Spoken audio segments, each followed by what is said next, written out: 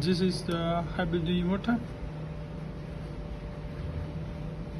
We will see lithium battery,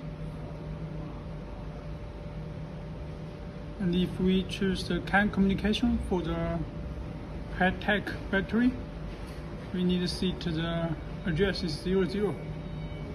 Okay. And also you need to make sure the communication cable between battery and the hybrid inverter use the CAN port. You see, CAN port. And also CAN port. Now I have two pieces PylonTech lithium battery, and each module is 2.4 kWh. Yeah, I have two. Yes. Okay, and then make sure you this cable, the battery parallel cable, connected where? This one, and then now power on, and press SW button. This one. Now, as you can see, the two batteries indicators flash at the same frequency.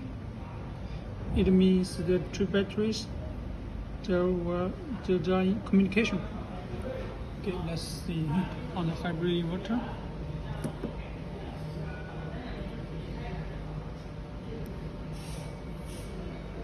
Yeah, as you can see, the hybrid inverter already communicates with the PylonTech battery. You see the battery is charging current 50 April. Because I have two pieces this PylonTech battery. Each piece is about 25 April, and I use two, so it's 50 April.